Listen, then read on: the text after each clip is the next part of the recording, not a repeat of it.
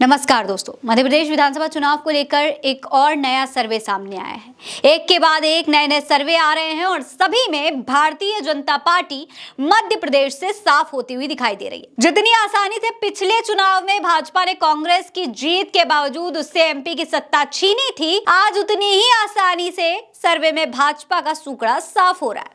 सर्वे में कई चौंकाने वाले आंकड़े सामने आए हैं। इसमें विधानसभा चुनाव में जहां बीजेपी के बुरे हाल हैं, तो वहीं कांग्रेस को बढ़त मिलती हुई दिखाई दे रही है। हालांकि कई रीजन में बीजेपी और कांग्रेस के बीच में टक्कर भी दिखाई दे रही है। दोस्तों, मध्य प्रदेश में 17 नवंबर को मतदान होगा और 3 दिसंबर को इसके परिणाम आ जाएंगे।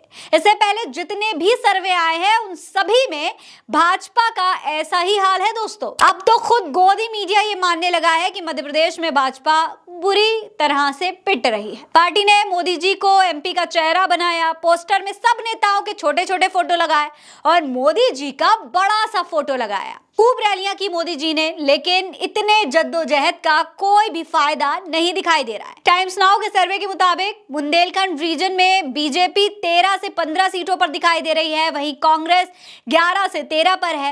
बुंदेलखंड की बात करें दोस्तों, तो यहाँ कांटे की टक्कर है। यहाँ 2018 में भी नजदीकी लड़ाई ही थी। दोस्तों, कुल 26 सीटें यहाँ पर हैं।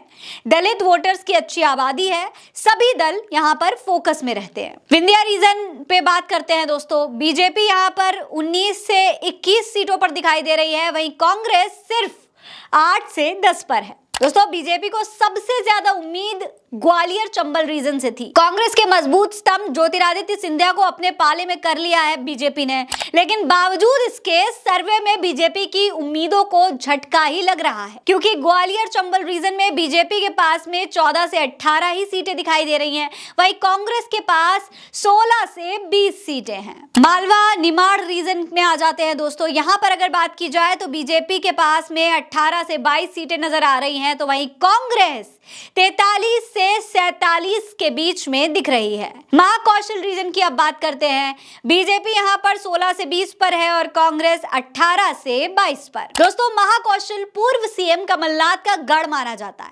बीजेपी 2018 के विधानसभा चुनाव में भी यहां अच्छा प्रदर्शन नहीं कर पाई थी। इससे साफ है कि कांग्रेस फिर से महाकौशल क्षेत्र में वापसी करने वाली है।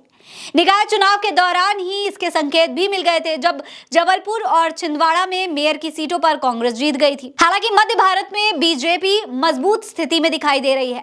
मध्य भारत में बीजेपी के पास में 22 से 24, वहीं कांग्रेस के पास 12 से 14 सीटें ही दिखाई दे रही हैं। दोस्तों, मध्य प्रदेश में विधानसभा की कुल 230 सीटें हैं।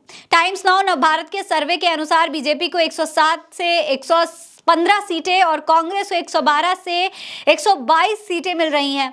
वहीं जो बाकी पार्टियां हैं उनके पास में सिर्फ 1 से 3 सीटें ही आती हुई दिखाई दे रही हैं। सर्वे से साफ होता हुआ दिख रहा है दोस्तों कि अभी कांग्रेस बहुमत की तरफ बढ़ रही है। हालांकि एमपी चुनाव के लिए वोटिंग 17 नवंबर को होनी है और नतीजे 3 दिसंबर को आएंगे। तभी ये साफ हो जाएगा कि ये सर्वे कितने सटीक हैं और किसकी जय जयकार हो रही है और किसका बंटाधार हो रहा है। फिलहाल मध्य प्रदेश चुनाव से जुड़ी हर अपडेट के लिए आप उल्टा चश्मा यूसी को सब्सक्राइब कर लीजिए। ये खबर आप उल्टा चश्मा यूसी पर देख रहे हैं। जय हिंद, जय भारत।